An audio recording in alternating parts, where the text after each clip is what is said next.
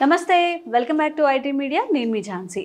జనరల్గా మనం త్వరగా క్విక్గా ఇలా చేసుకోవాలి, 2 మినిట్స్లో తినేయాలి, ఆఫీస్కి వెళ్ళేటప్పుడు దట్టు మార్నింగ్ టైంలో ఈజీగా చేసుకునే బ్రేక్ఫాస్ట్లు అంటే మనకి ఏం గుర్తొస్తాయి? చాలామందికి ఓట్స్ అనేది తట్టు ఉంటుంది కదా. ఓట్స్ అయితే కొంచెం పాలల్లో బాయిల్ చేసేసుకోవచ్చు, కొన్ని ఏవో ఒకటి డ్రై ఫ్రూట్స్ మిక్స్ చేసుకొని తినేయచ్చు అని చెప్పి. బట్ చాలామంది అడుగుతుంటారు, ఓన్లీ ఓట్స్ ఒక్కటే సోర్సా, మనకి ఇంకా వేరే సోర్స్ ఏమీ లేదా? రాగులు, జొన్నలు కూడా మనకు అలాగా క్విక్గా 2 నిమిషాల్లో చేసుకునేలా అయిపోతే బాగుంటుంది కదా. అలాంటి ఒక స్పెషల్ ఇంగ్రీడియంట్స్తో మన ముందుకు వచ్చేసారు లక్ష్మి గారు, ఆయుర్వేదిక్ ఫిజిషియన్. కేవలం మనం ఒక ఆప్షన్గానే ఓట్స్ని చూడాలి, మెయిన్ అదే కాదు, మన ఇండియన్ ఫుడ్స్లో కూడా చాలా మంచి పోషక విలువలు ఇచ్చే ఆహారం, సులువుగా చేసుకునే ఆహారం కూడా ఉందని చెప్తున్నారు. మరి అసలు ఆహారం ఏంటి, దానివల్ల వచ్చే ఆరోగ్య ప్రయోజనాలు ఏంటో తెలుసుకుందాం. నమస్తే అండి. నమస్తే అమ్మా. మ్యామ్, ఎంత ట్రై చేసినా మనం హెల్తీగా ఉండాలి అన్నప్పుడు ఫుడ్ అనేది చాలా ప్రధాన పాత్ర పోషిస్తుందని చెప్పచ్చు. అలాంటి ఆప్షన్స్లో మాకు ఉన్న ఆప్షన్ ఏంటంటే, జనరల్గా ఎవరికైనా జాబ్ చేసే వాళ్ళకి క్విక్గా అయిపోవాలి, త్వరగా తినేసి ఆఫీస్కి వెళ్ళిపోవాలి, త్వరగా కుక్ చేసుకొని ఆఫీస్కి వెళ్ళిపోవాలని చూస్తూ ఉంటారు. ఒకటి ఓట్స్ ఒకటి లేదా పాలు తాగేస్తుంటారు, లేకపోతే నైట్ ఉన్న రైస్ని ఏదో పులిహోర చేసేసుకుంటూ ఉంటారు, లేదంటే సమ్ రైస్ పెట్టేసుకొని ఎక్కడ ఆఫీస్లో కర్రీస్ తీసుకుంటూ ఉంటారు. బట్ అలా కాకుండా మంచి పోషక విలువలతో ఉన్న ఆహారం ఏదైనా ఉందా? మా కోసం చూసి చెప్పండి. జనరల్గా మనకి ఈ ఓట్స్లో మనకి ఐరన్ అనేది ఎక్కువ దొరకదు మనకి. మళ్ళీ ఐరన్ కోసం మళ్ళీ వేరే సోర్స్ ఎత్తుకోవాల్సి వస్తుంది. సో పాలు అందరికీ పడకపోవచ్చు. మళ్ళీ పాలు కూడా అందరికీ ఇప్పుడు లాక్టోస్ ఇంటాలరెన్స్ అని, సీజన్ ఇంటాలరెన్స్ అని చెప్పి ఇలా వస్తాయి కొంతమందికి. సో వాళ్ళు పాలు తాగలేకపోవచ్చు. బట్ ఐరన్ సోర్స్ అనేది మనకి ఎక్కువ కనపడుతుంది. జనరల్గా ఇప్పుడు రీసెంట్గా వచ్చిన స్టడీస్లో ఏంటంటే, women are facing 63% of women are facing anaemia అని చెప్పి చెప్తున్నారు. ఇప్పుడు ఇంత అడ్వాన్స్ స్టేజ్లో ఉండి కూడా మనం స్టిల్ ఇంకా అనీమియాలోనే ఉంటున్నాం. బికాజ్ మన ఉరుకుల పరుగుల్లో మనీ సంపాదించాలి అన్న వాటిల్లో మనకి పర్ఫెక్ట్ కంటెంట్ ఆఫ్ ఐరన్ అనేది దొరకట్లేదు. ఇప్పుడు మనం బయట సోర్సెస్, మనం టాబ్లెట్స్ ద్వారా ఐరన్ తీసుకున్నందువల్ల కాన్స్టిపేషన్ వచ్చేయడము, కడుపులో ఇరిటేషన్ రావడము, వామిటింగ్ సెన్సేషన్ ఉండడము, ఇవన్నీ కూడా జరుగుతాయి. సో నెక్స్ట్ న్యాచురల్ ఆల్టర్నేట్స్కి వెళ్ళినప్పుడు మనకి ఏం దొరుకుతాయి అనేది మనం చూసుకుంటూ ఉంటాం.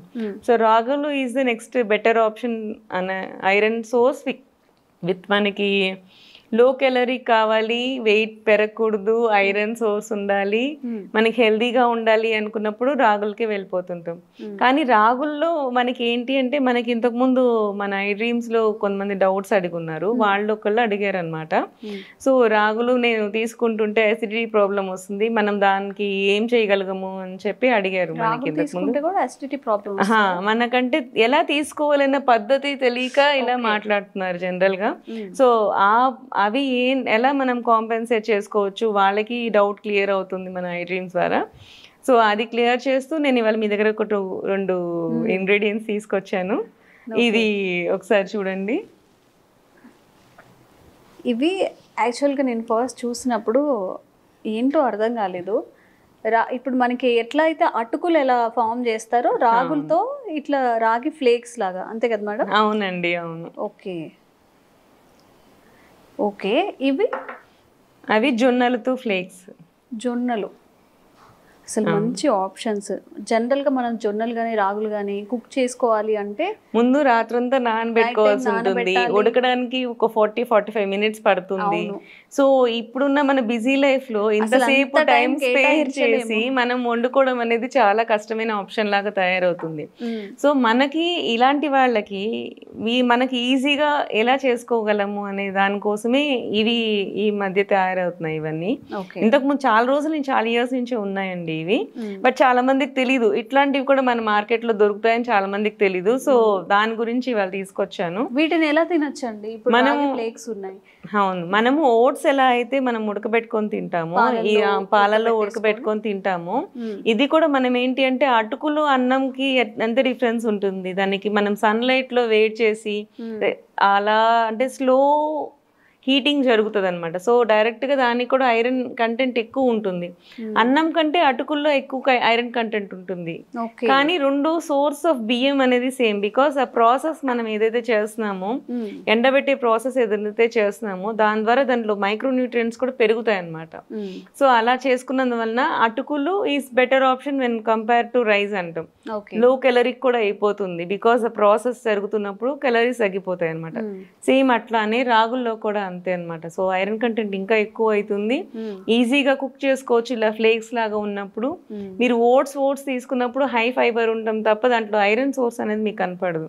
బట్ ఇట్లా మీరు దీన్ని మీరు ఆప్షన్ తీసుకుంటే, మీరు రాగుల ఆప్షన్ తీసుకుంటే మీకు ఐరన్ సోర్స్ ఉంటుంది. ఓట్స్ లాగా మీకు క్విక్గా వండుకోవచ్చు. హెల్దీ ఆప్షన్ కూడా అవుతుంది. దీన్ని పాలల్లో కూడా వేసి ఉడికించుకోవచ్చు. బట్ పాలు అందరికీ పడనప్పుడు మనకి యాక్చువల్లీ పాతకాలంలో అంబలిని పోసేవాళ్ళు. అంబలి పోసేవాళ్ళు. ఐడియా ఉందా? ఐడియా లేదు. అది జనరల్గా అమ్మవారికి అంటే మనకి సమ్మర్ వచ్చేసరికి చికెన్ పాక్స్ గంజి వారుస్తారు కదా, అదా? కాదు. అంబలి అనేది మనకి జావలాగే ఉంటుంది. బట్ జావలో మనం ఏంటి అంటే రైస్ వేయము. అంబలిలో కొంచెం రైస్ కూడా వేస్తాం అనమాట. రైస్ వేసి దాన్ని బాగా లిక్విడ్ గా ఉడకబెడతాం. దాన్ని వాటరీగా చేసి వాటరీగానే పోస్తాం అనమాట. రాగి జావలాగే ఉంటది. బట్ జావలో మనం బియ్యం కానీ ఏమి వేయం కదా. సో అంబలి అన్నప్పుడు రెండు కాంబినేషన్ ఆఫ్ రైస్ అండ్ ఇది అన్నమాట, రాగి పిండితో కలిపి చేస్తాం. సంకటిలో ఏమైతుందంటే సంకటిలో కొంచెం రాగులు, ఎక్కువ అన్నం ఉంటుంది. అన్నం ఉడికించిన తర్వాత దాంట్లో పిండి వేసి కలుపుతూ ఉంటే రాగి సంకటి తయారవుతుంది. అంబలి ఏమైతుందంటే జావలాగా ఉంటుంది, రాగి జావలాగా ఉంటుంది. దాన్ని ముందే అన్నం కొంచెం వేసి ఉడకబెడతారు. కొంచెం అన్నం వేసి ఉడకబెట్టేసేసి దీంట్లో కలిపేస్తారు అనమాట. దీంట్లో కలిపేసి దాంట్లో మజ్జిగ వేస్తారు. అంబలిలో మజ్జిగ ఉంటుంది. పెరుగు కానీ మజ్జిగ బాగా లిక్విడ్ లాగా చేసి పోస్తారనమాట. సో మనకి మజ్జిగ అనేది ఇక్కడ చలువ చేస్తుంది. చాలా మంది మనకి ఇంతకు ముందు అడిగారని చెప్పా కదా, వారి కోసమే ఈ అంబలి గురించి తీసుకొచ్చాను. సో ఈ అంబలి లాగా తీసుకుంటే వాళ్ళకి ఆ వేడి చేసే గుణం ఉండదు అనమాట.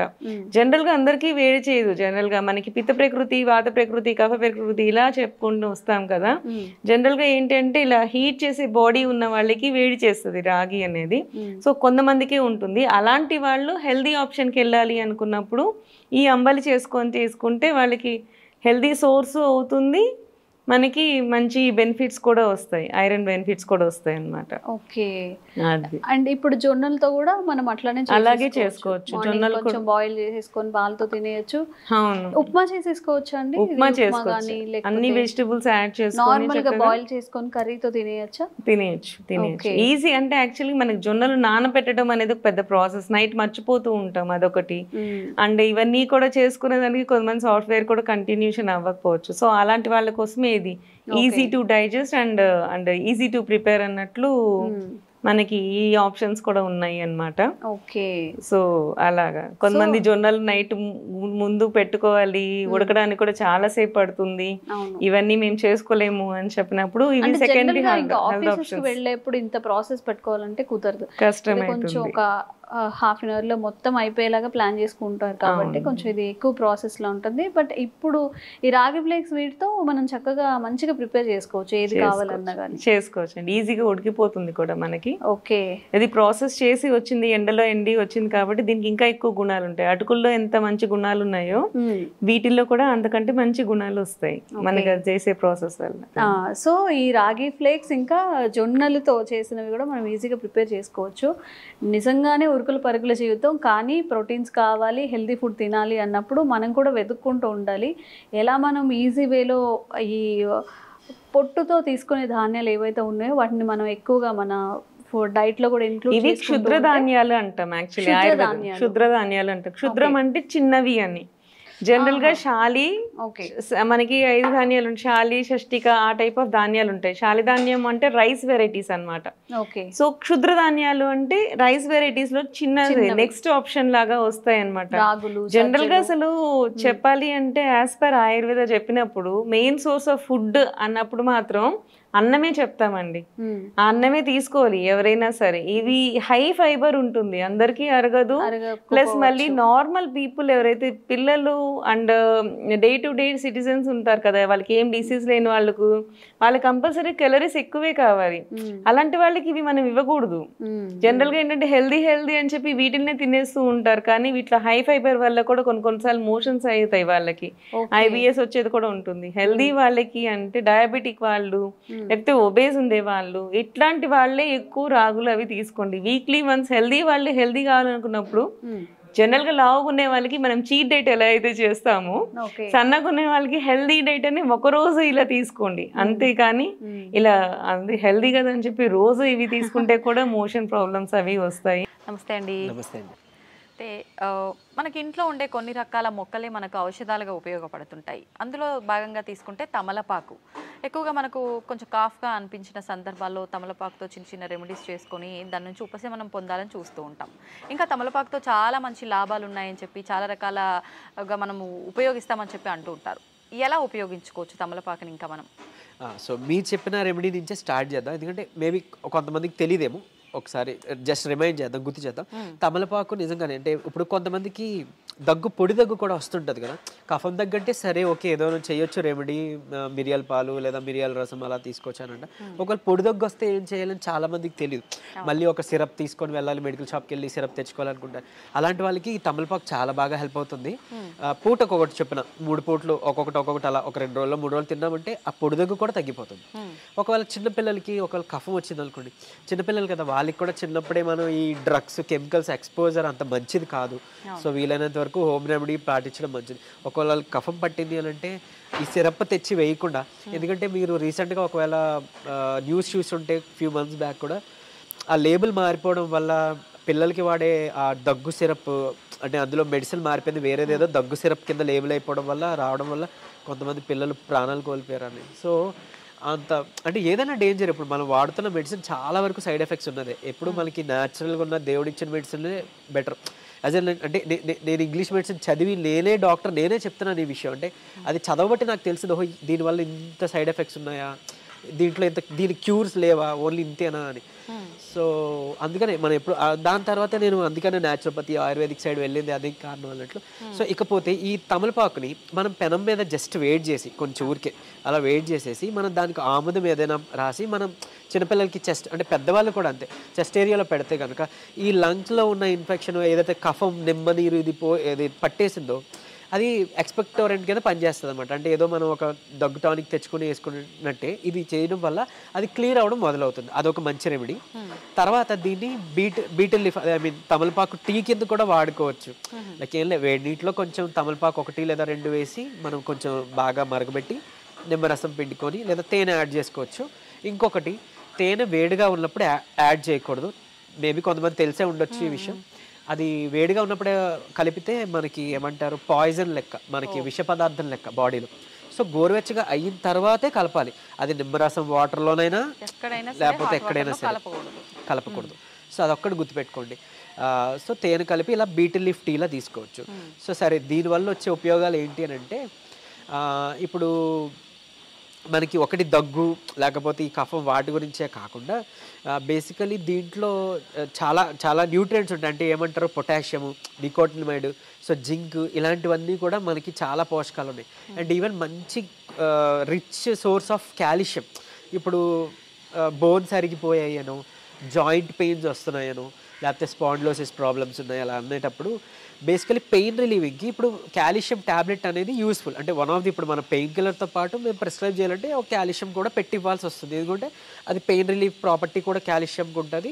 అండ్ కాల్షియం అనగానే చాలామంది బోన్ హెల్త్ గురించి అని అనుకుంటారు కదా. సో అట్లా సో కాల్షియం తగ్గిపోవడం వల్ల కొంతమందికి ఏంటంటే అరికాళ్ళు, పాదాలు నొప్పులు వస్తాయి, యాంకిల్ పెయిన్స్ అంటాం. అది ఎందుకు వస్తుందో మనకు తెలియదు. అంటే వీక్ పార్ట్ అలా ఉండి అది పెయిన్ అనిపిస్తుంది, అడుగు వేయలేము, లేకపోతే ఎక్కువసేపు నుంచోవడం ఉండడం వల్ల పెయిన్స్, లేకపోతే కొంతమంది బ్యాక్ లోవర్ రీజన్లో బ్యాక్ పెయిన్స్ వస్తుంటాయి. సో దేనివల్ల తెలియదు, కాల్షియం డెఫిషియన్సీ ఉండడం వల్ల కూడా అవ్వచ్చు. అండ్ ఈవెన్ ఇప్పుడు మనం వాడుతున్న డ్రింకింగ్ వాటర్, మినరల్ వాటర్ అని ఏదైతే అనుకుంటున్నామో అది యాక్చువల్గా చెప్పాలంటే మినరలైజ్డ్ వాటర్ అది, అంటే మినరల్స్ తీసేసి తాగుతున్న వాటర్. సో ఇంకెక్కడి నుంచి వస్తాయి మనకి మినరల్స్? అండ్ మోర్ ఓవర్ ఇంకా అంటే ఆ వాటర్ తాగడం వల్ల కూడా బోన్స్ అరిగిపోయిన వాళ్ళు చాలామంది అబ్జర్వ్ చేసుకున్న వాళ్ళు ఉన్నారు. సో మంచిగా మనకి కాల్షియం దొరికేది ఈ తమలపాకులో. చక్కగా మన ఇంట్లో పొద వేసేసుకోవచ్చు, పెరుగుతుంది. ఫ్రెష్గా ఒక లేత ఆకు తిన్నామంటే డైలీ ఒకటి మంచిగా కాల్షియం సోర్స్ వస్తుంది. అండ్ ఈవెన్ ఇంకొకటి చాలామంది తెలియని విషయం అంటే లైక్ యాజ్ సద్గురు గారు ఒక వీడియోలో చెప్తారు, లైక్ అది ఆ కాడ ఉంటుంది కదా, ఆ కాడకి చాలా పవర్ ఉంటుంది అనమాట. అంటే మన ఏమంటారు మొక్కల్లో చెట్లు ఉండే ప్రాణశక్తి ఆ ఆకులో కూడా క్యారీ అయ్యేది ఆ స్టెమ్, ఆ స్పైన్ అనమాట దానికి, అది ఆ కాడ. సో మనం ఆ కాడ తుంపేసి కాకుండా దాంతో పాటు కన్జ్యూమ్ చేస్తే మంచిది. అట్లీస్ట్ బీటిల్ లీఫ్ టీలా కానీ, లేదా మనం ఒకవేళ తింటే కనుక డైరెక్ట్గా ఆ కాడతో పాటు నమిలి తింటే కూడా మంచిది. ఏమీ లేదు అంటే ఎలాంటి ఇబ్బంది ఏం లేదు అనేవాళ్ళు వారానికి ఒకసారో 2 సార్లు తీసుకోండి. లేదు కాల్షియం ఇలా ప్రాబ్లం ఉంది, లేకపోతే ఒంట్లో ఇలాంటి ప్రాబ్లం ఏమైనా ఉంది అని అనుకున్నప్పుడు, దగ్గు, కఫం, లేకపోతే ఇలాంటి నీరసం ఇట్లాంటివి ఉన్నాయని అనేటప్పుడు, లేదా డైజెషన్ ప్రాబ్లం ఉంది అనుకుంటే వాళ్ళు రెగ్యులర్గా తీసుకోవచ్చు. ఒక 21 days అలా తీసుకొని గ్యాప్ ఇవ్వచ్చు, లేదా 45 days తీసుకొని గ్యాప్ ఇవ్వచ్చు. అండ్ మోర్ ఓవర్ ఇది డైజెషన్ కూడా చాలా హెల్ప్ఫుల్. తిన్నదంతా మంచిగా మనకి ఏమంటారు అరగడానికి, అరుగుదలకి, మెటబాలిజం ఇంక్రీజ్ చేస్తుంది. ఇంకోటి ఇది నెర్వ్ స్టిమ్యులస్ కూడా చేస్తుంది, నరాల్ని ఉత్తేజింపబరిచేస్తుంది అనమాట. సో అదొకటి. తర్వాత మన ఒకవేళ ఫుడ్లో ఏదైనా లైక్ పాయిజనస్ ఉండింది అనుకోండి, ఫుడ్ పాడైపోయింది, మన ఫుడ్ పాయిజన్ అవుతుంది అనుకోండి, అలాంటి వాటి నుంచి కూడా హెల్ప్ చేసే బెస్ట్ థింగ్ మనకి తమలపాకు. అందుకనే మనం తిన్న తర్వాత కిళ్ళి రూపంలో మనకు అలవాటు చేశారు, తీసుకొచ్చారు. అందులో కొంచెం సోప్ వేసుకొని చక్కగా తింటే మనకు అటు డైజెషన్ ఇదైపోతుంది, సెట్ అయిపోతుంది. అండ్ ఈవెన్ ఒకవేళ ఫుడ్లో ఏదైనా పొరపాటు మనకి ఉన్న ఏదైనా పాయిజన్ తీసుకున్నా, ఏదైనా టాక్సిన్ తీసుకున్నా ఈ విధంగా కూడా మనకి క్లియర్ అవుట్ చేస్తుంది, డిటాక్సిఫై చేస్తుంది అనమాట. అలా అంటే తమలపాకుకి ఉన్న పవర్ గురించి చెప్తూ అంటారు, కోబ్రా పాయిజన్, ఆ స్నేక్, ఆ పాము కోబ్రా, దాని పాయిజన్ కూడా ఇది విరుడు కింద చేసేంత శక్తి దానికి ఉంది అంటారు. సో అంత బాగా హెల్ప్ చేస్తుంది. సో మనం అలవాటు చేసుకుందాం, ఆ కాడతో పాటు తీసుకోవడం మనం అలవాటు చేసుకుందాం. అండ్ మోర్ ఓవర్ అంటే యోగిక్ సైన్స్లో చెప్తారు, మెడిటేషన్ అది చేసే వాళ్ళకి. సో ఏంటంటే పర్సెప్షన్, ఈ కాన్షియస్నెస్కి ఆ బీటిల్ లీఫ్, ఆ తమలపాకుకి చాలా కనెక్షన్ ఉంది అని అంటారు. అంటే అందులో ఉండే ప్రాణశక్తి అనమాట. మనం ఏ ఫుడ్ అయినా తీసుకోవచ్చు, మనం ఇప్పుడు ఆకుకూర తీసుకున్నాం, ఫ్రూట్ తీసుకున్నాం, అది మొక్క నుంచి ఒక ప్రాణశక్తి, దాని నుంచే మనకి శక్తి ఇస్తుంది. ఇప్పుడు మీరు ఏదో తీసుకున్న జంక్ ఫుడ్లో ఆ ప్రాణశక్తి లేదు, ఆ పిజ్జాస్, బర్గర్స్ అది ఉండవు. మీరు చూస్తారు, అది తీసుకున్నాక బాడీ కొంచెం స్లో అయిపోతుంది. సో అబ్జర్వ్ చేశారు. అదే ఒక ఫ్రూట్ తిన్నాం, ఒక మీరు అన్నట్టు ఒక వెజిటేబుల్ జ్యూస్ తాగాం, ఎంత శక్తిగా అనిపిస్తుందో. సో ఇలాంటి న్యాచురల్ తీసుకోవడం ద్వారా, ఇలాంటివి ఇన్కాపరేట్ చేసుకోవడం ద్వారా చాలా అంటే ఒక 3 సంవత్సరాలు 4 సంవత్సరాలు మీరు డాక్టర్స్ చుట్టూ తిరిగి, హాస్పిటల్స్ చుట్టూ తిరిగి తగ్గకుండా ఉన్న PCOS లాంటివి, అలాంటివి అంటే పెద్ద ప్రాబ్లం అనుకుంటారు కదా, పిల్లలు పుట్టాలి అంటే వాళ్ళు పాపం, అంటే ఆ PCOS ప్రాబ్లం ఉన్న వాళ్ళకి తెలుసు అది కన్సీవ్ అవ్వడానికి కష్టం అవుతుంది, వెయిట్ లాస్ అవ్వడానికి కష్టంగా ఉంటుంది, వెయిట్ గెయిన్ అయిపోతుంటారు, హార్మోన్స్ ఇంబ్యాలెన్స్ అయిపోతుంది. సో ఇలాగే వెజిటేబుల్ జ్యూసెస్, లేకపోతే ఇప్పుడు ఈ బీటిల్ లీఫ్ జ్యూసు, లేకపోతే కరివేపాకు జ్యూస్, సో ఇట్లాంటివి మనం తీసుకోవడం ద్వారా ఇవన్నిటిని మనం అధిగమించవచ్చు అనమాట. సో అంత బాగా హెల్ప్ అవుతుంది. అండ్ ఈవెన్ ఎమర్జెన్సీ సిచ్యువేషన్లో కూడా మనం వాటర్లో ఒకవేళ ఆ తమలపాకును వేసేస్తే కనుక ఆ కాడ నార్త్ వైపు తిరిగి చూపిస్తుందంట మనకి డైరెక్షన్. సో అలా కూడా యూజ్ అవుతుంది, అంత బాగా పనిచేస్తుంది. అండ్ ఈవెన్ మనం ఏమైనా అంటే స్పిరిచువల్గా ఒక దేవికి అర్పిస్తున్నాం నైవేద్యంగా అన్నప్పుడు ఆ కాడని ఆ దేవుడు అటువైపుగా మనం అటుముఖంగా పెట్టి, మనం దాని తర్వాత పూజ అయిపోయిన తర్వాత మనం ప్రసాదంగా తీసుకోవడం ద్వారా ఈ కాడ ద్వారానే ఆ డివైన్ శక్తి ఇది అబ్జర్వ్ అవుతుందంట. అండ్ మోర్ ఓవర్ మిగిలిన అన్ని మొక్కలు, ఆకులతో పోలిస్తే హయ్యెస్ట్ యూవీ రేస్ సన్లైట్ నుంచి తీసుకొని మంచిగా ప్రాణశక్తిగా నిలుపుకునే ఆకు ఏదైనా ఉందంటే అది మన తమలపాకు. అంటే ఒక స్క్వేర్ ఇంచ్లోనే అది చాలా ఎక్కువ తీసుకుంటుంది అనమాట మిగిలిన కంపేర్ తీసుకుంటే. సో అంటే చూడండి ఎంత మనకి బెనిఫిట్ అవుతుందో హెల్త్ వైజ్గా. నిజంగా ఇన్ని ఉపయోగాలు ఉన్నాయా అనిపిస్తోంది మీరు చెప్తుంటే. అన్నీ మన కళ్ళ ముందే ఉంటాయి, ఏదో ఒకటి మహా అయితే దాని గురించి తెలుస్తుంది, కానీ నిజంగా సూపర్ అండి, చాలా మంచి విషయాలు తెలియజేశారు తమలపాకు గురించి. Thank you very much.